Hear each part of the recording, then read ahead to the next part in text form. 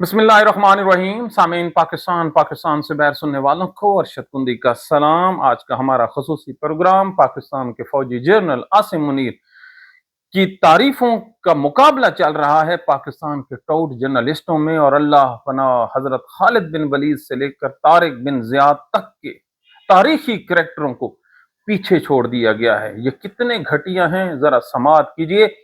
और नवाज शरीफ ने आज तकरीर की है, पाकिस्तान के सरकारी टेलीविजन चैनल पर साबित करेंगे कि ये शख्स पाकिस्तान का दुश्मन है। एक एक्सक्लूसिव स्टोरी, अगर किसी और मुल्क में ऐसा लीडर होता तो उसको फांसी दे दी जाती। समाअत कीजिए फैक्ट्स और फिगर के साथ। और इसराइली जो फौजी हैं जी, उन्होंने हजरत ईसा अलैहिस्सलाम के मुजस्मे की वो तौहीन की है, हम आपसे शेयर करेंगे और आपको यकीन नहीं आएगा। ये इंतहाई घटिया है यहूदी जी। और ईरान ने पाकिस्तान से एक गिला किया है, जरा सुनिए। जिसका डर था वही होने लगा है। लेकिन सबसे पहले पाकिस्तान के फौजी जनरल की तारीफों के लिए एक मुकाबला लगा हुआ है मिरासियों का जी। अंसार अब्बासी, सुहेल वड़ाइच, जान चकजई, समाअत तो कीजिए। एक दिन पहले इनको कहा जाता है कि नवाज शरीफ ने 24 घंटे बाद खिताब करना है, एक तकरीब से, गैदरिंग से नहीं। ये इनकी तो औकात ही नहीं है ना कि ये खुले जलसों से खिताब करें। सरकारी पैसों से ये इन्होंने खिताब किया। और जान चकजई क्या कहता है, अल्लाह अकबर, कि ये जो है तारिक बिन जियाद और सलाहुद्दीन अयूबी से भी बड़ा ये फील्ड मार्शल है। अल्लाह अकबर। ना इसको पता है सलाहुद्दीन अयूबी क्या है, ना इस गंजे आदमी को ये पता होगा कि तारिक बिन जियाद क्या है। बताने लगा हूं इनकी भी। और अंसार अब्बासी कहता है कि यूरोप में पाकिस्तान के फौजी जनरल आसिम मुनीर की धूम मची हुई है। बिल्कुल ऐसी धूम मची है कि कोई चीज नजर नहीं आती। वाह वाह वाह वाह। और सोहेल वड़ाइच कहता है जी, आज तक पाकिस्तान के फौजी जनरल ने कोई गैर आईनी काम ही नहीं किया। तो सारे काम जो गैर आईनी है वो हमने ही फिर किए हैं। पता नहीं इन लोगों ने आइन किसका नाम रखा हुआ है और गैर आईनी किसका नाम रखा हुआ है। ये वो लोग हैं जो किसी मुल्क की तबाही के जिम्मेदार हैं। और राणा सनाउल्लाह कहता है हजरत खालिद बिन वलीद जैसा सिपा सलार है ये। अल्लाह अकबर।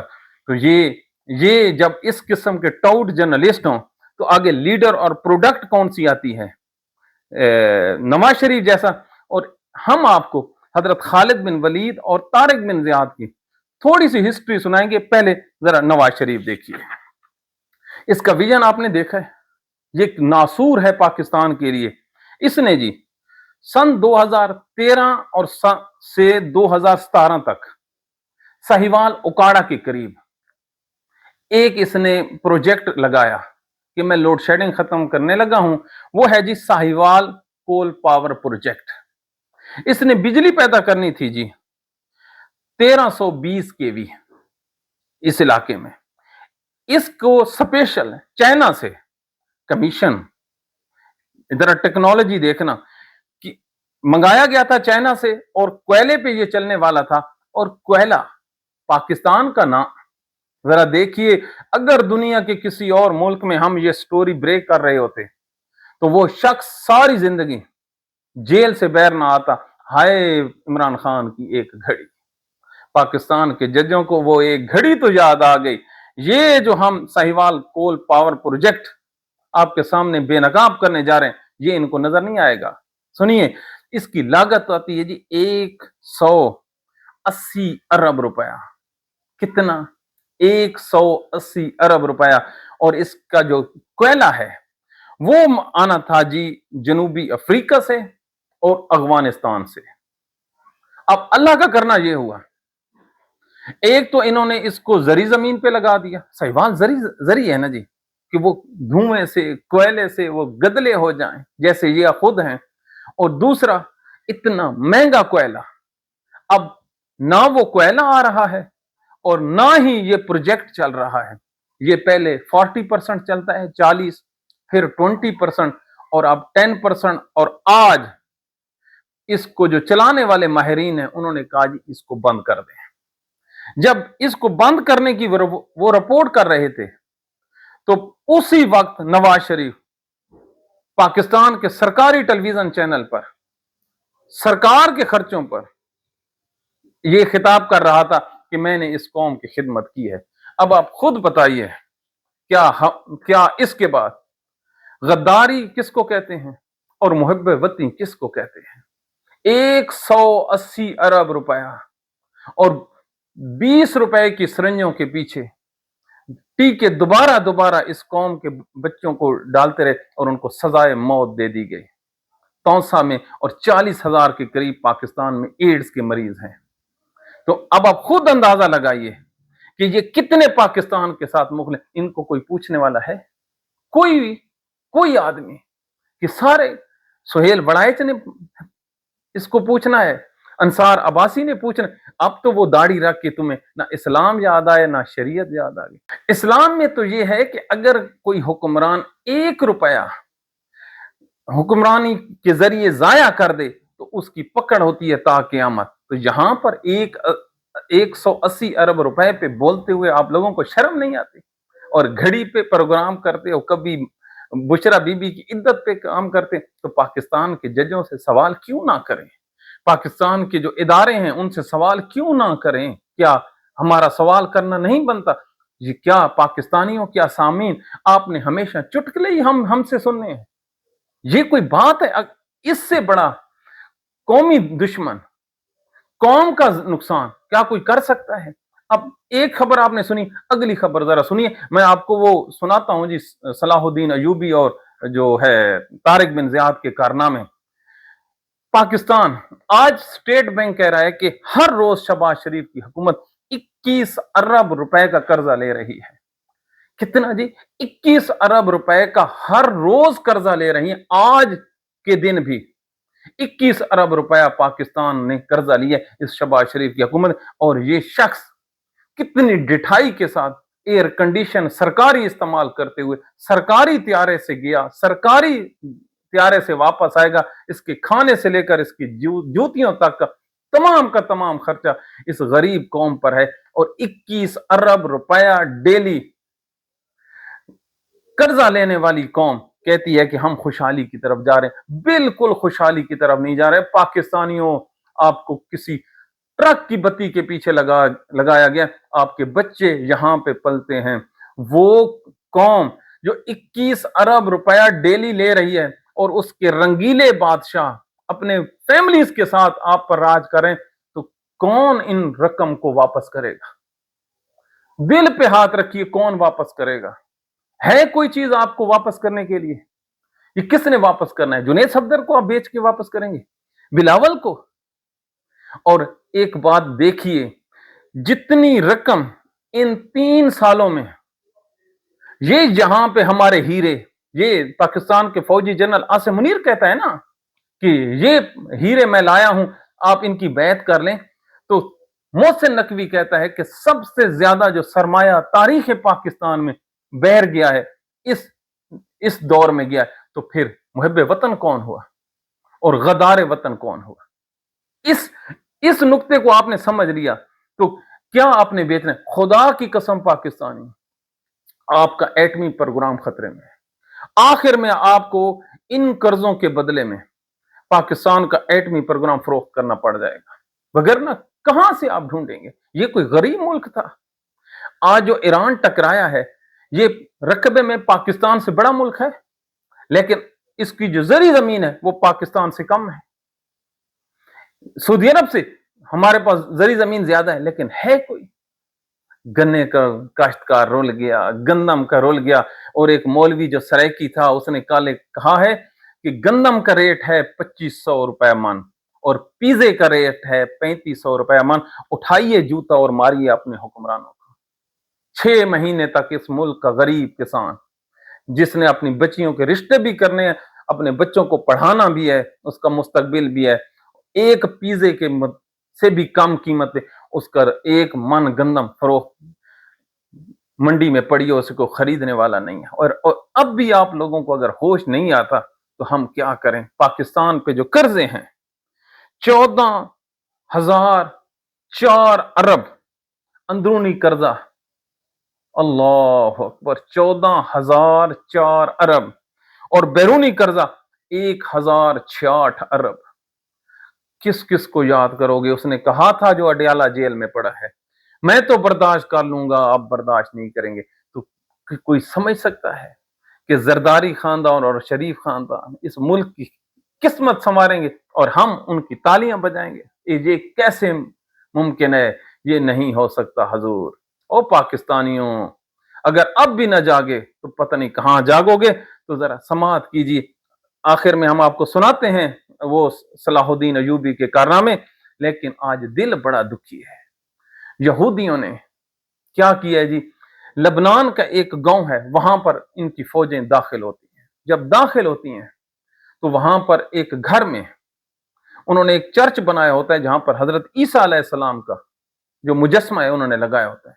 वो फौजी हाथ में कुल्हाड़ा लेकर उस पैगंबर के जो मुजस्मा है, हम तो नहीं मानते, लेकिन हजरत ईसा अलैहिस्सलाम को तो मानते हैं ना, मुजस्मों को बेशक ना माने।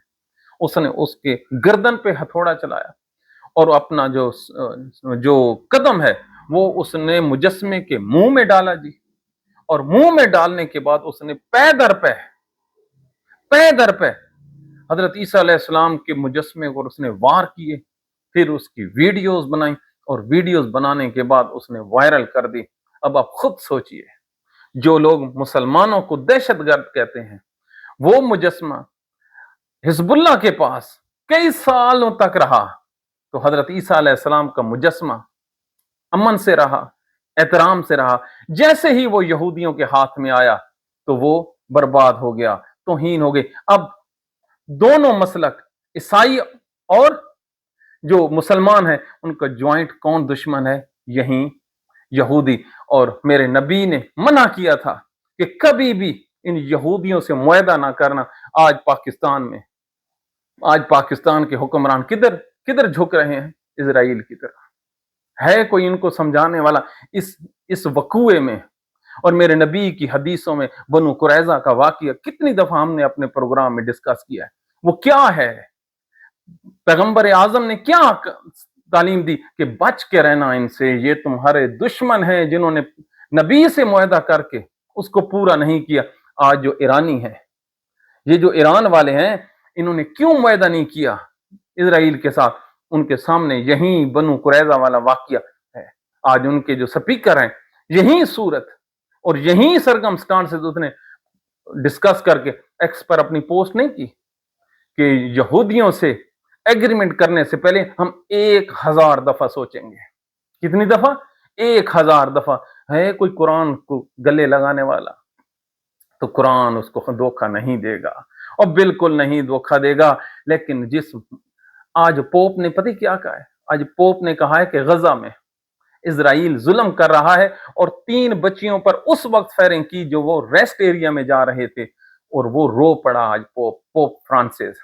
लेकिन हमारा इमाम काबा ये नहीं बोला। और पाकिस्तानियों, और सुनते क्यों नहीं हो? इमाम काबा जिसका मिंबर है इसीलिए कि उसने बोलना है। क्या हमें खुतबे पढ़ाने हैं?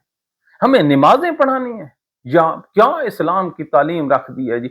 नमाज पढ़ा लें, अजान दे रहे हैं, रोजे कर। अरे ओ भाई, हम आपसे अच्छे रोजे रख लेते हैं, हम आपसे अच्छी नमाज पढ़ लेते हैं। ये जो मिंबर आपके नीचे है ना, ये जो जुम्मे के खुतबे, इसमें बताना था कि क्या हो गया। लेकिन जहां पे मौलवी की कुल औकात 25,000 रुपया पर मंथ हो, उस मौलवी से आप क्या कहेंगे कि वो इजराइल को ललकारेगा, वो मरियम नवाज की हुक्मरानी को तस्लीम नहीं करेगा? अल्लाह अकबर। तो ये अब आप खुद सोचिए। आज जब ईरान का जो स्पीकर है वो पाकिस्तान से गिला कर रहा था कि हजूर आप सालिस हैं, हम तो मुआहदे पे खड़े हैं, दूसरा फरीक ज्यादती कर रहे हैं, उनसे पूछें। मैंने कहा अल्लाह अकबर। कौन पूछे जी? हम अमेरिका से पूछें? हम तो अमेरिका से पूछ के रोटी खाते हैं, अमेरिका से पूछ के तो हमारी सुबह होती है और शाम होती है, हम उससे क्या पूछें? तो ये जो सालसी थी ना, कल इंशाअल्लाह बहुत जबरदस्त एक प्रोग्राम करेंगे विद प्रूफ कि असल में जो एक खतरनाक पिक्चर थी जिसमें पाकिस्तान भी फंस सकता था, ईरानियों ने कैसे बचाया। सारी जिंदगी ये चाइना की एहसान मंद रहेंगे मुसलमान। एक स्टोरी कल हम आपसे ब्रेक करेंगे, पाकिस्तान का मीडिया आपको नहीं बताएगा। यहां पर जिए बिलावल, जिए मरियम, जीवे सफदर, जीवे जुनेद सफदर, اور اللہ کے حکم سے ہمیں حکم ہے کس بات کا جی کہ ہم نے ان کی بھی تعریف کرنی ہے. نیچے وہ مریم اورنگزیب ہے، وہ سرجری کروا کے چھپتی پھرتی ہے. اللہ کے کام دیکھیے. تو اب آپ دیکھیے ہمارا جو پسندیدہ موضوع ہے حضرت خالد بن ولید، حضرت جو ہیں عظیم صلاح الدین ایوبی ہو گیا، اور طارق بن زیاد. ان لوگوں انہوں نے کیا کہا؟ پاکستان کا فوجی جنرل صلاح الدین ایوبی سے بڑا جرنل ہے. میں نے کہا یہ ایک دو ہمارے پاس ہیرو بچے تھے ہسٹری میں، ان کو بھی ان لوگوں نے نہیں بخشا. تو ہوتا یہ ہے جی 1187 میں بیت المقدس کو یہ مسلمانوں کا عظیم جرنل یہ فتح کرواتا ہے جی 90 سال کی بعد. اور وہ جو جنگ ہوتی ہے اس کا جنگ کا نام ہے جنگ حطین. اب ان لوگوں کو یہ بھی نہیں پتا ہوگا کہ یہ جنگ حطین کیا ہے. بڑی خون ریز لڑائی تھی، اور اس لڑائی کے بعد کیا کیا صلاح الدین ایوبی نے؟ سارے عیسائی کہہ رہے تھے کہ قتل و غارت ہوگی، جیسے 90 سال پہلے مسلمانوں کے ہوا تھا بیت المقدس جب لیا گیا تھا. لیکن صلاح الدین ایوبی نے کیا کیا؟ اس نے عدل قائم کیا، اس نے انصاف قائم کیا، اس نے عام معافی کا اعلان کیا، اس نے عیسائیوں کو صرف پیسے دیا کہ آپ اپنے گھروں کو چلے جائیں. اور ایک عیسائی عورت روتی ہوئی صلاح الدین ایوبی کے پاس آتی ہے کہ صلاح الدین میرا بیٹا کھو گیا ہے، مجھے ڈھونڈ کے دو. تو صلاح الدین ایوبی پرسنلی اس کے بچے کو ڈھونڈ کر اس کے حوالے کر دیتا ہے. اس آدمی کو، صلاح الدین ایوبی کو، جس کو جو دشمن ہے آج بھی اس کو کہتا ہے کہ وہ با اخلاق دشمن تھا. ہائے کیا با اخلاق دشمن، جس کے جو اخلاق کی جو تعریف ہے وہ دشمن کرے. ان جیسے یار جرنیلوں کو جو متفقہ ہیرو ہیں آپ کہاں پہ لے کے جا رہے ہیں؟ اور یہ خاکی انسان ہیں. آپ لوگوں نے صدر ضیاء کو بھی ایسے کیا تھا، مشرف کو بھی ایسے کیا تھا، جنرل یحییٰ کو بھی ایسے کیا تھا، جنرل ایوب کو بھی ایسے کہا تھا، کیا کیا نام نہیں دیے. لیکن یہ جو تبلے پہ ہے نا جی لوگ، ان کی کوئی بات نہیں. اب آپ آگے چلیے. یہ جو صلاح الدین ایوبی کے پاس لائے گئے تھے نا جی رچرڈ شیردل، اور ان کا ایک اور سردار تھا لوزیان، تو اور سردار رینالڈ. تو کیا کہا تھا؟ ان کو اس ٹائم بخار تھا، اس نے ان کے لیے پھل بھی دیے، شربت دیے گرمی کے موسم میں.